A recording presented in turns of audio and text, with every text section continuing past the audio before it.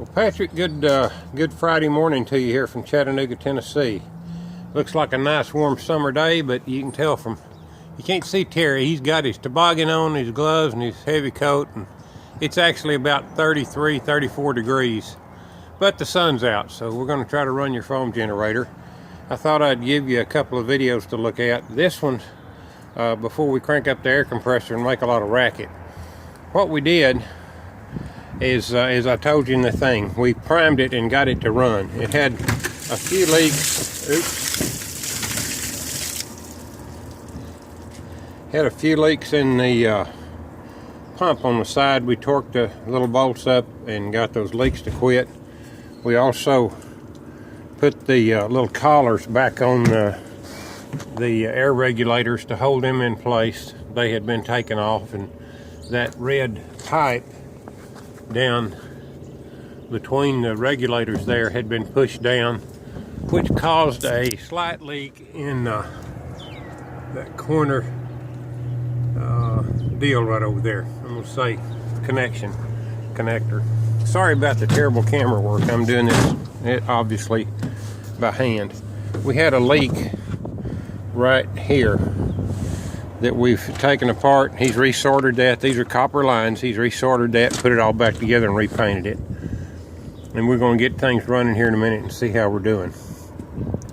The suggestion about priming the pump usually just applies to new ones when they're tight, but I don't know that it does exactly, you know. But the idea is to not have the pump have to draw water a long way uphill. So today we've got our little water bucket sitting up on top of something so it's higher than the elevation where the water goes in. Mainly that's just to keep us from having to fool with filling up this hose and splattering water everywhere in the cold weather.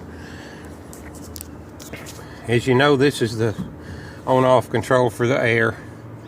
We're going to start with the air at 85 psi running the pump and 55 or so psi running the foam or air to the foam and adjust that if we need to. This is the air regulator for volume.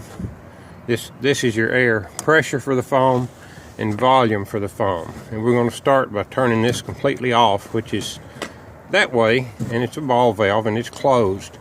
And when we start it up, we'll just start pumping liquid out this line. This is the liquid volume. This would always be wide open unless you were trying to make less foam than your machine's designed for a smaller mixer or a continuous mixer or something. The liquid runs in here, the air comes along, kicks it in the tail, and sends it into the foam chamber, and foam comes out the foam chamber.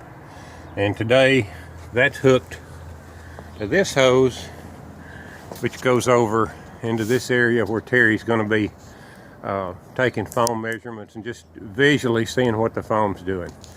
All that's going to happen with a lot of background noise, and I'll try to talk to you some as we film that, but usually I got both hands full with a screwdriver in one hand and a air valve in the other hand. But we're going to try to get you a video here and show you what we're doing. That's the layout. I hope this is informative. The plans right now are to put these up on YouTube and send you some links where you can go look at a couple of videos, and this would be one of them. And we'll see you on the next little video shot here.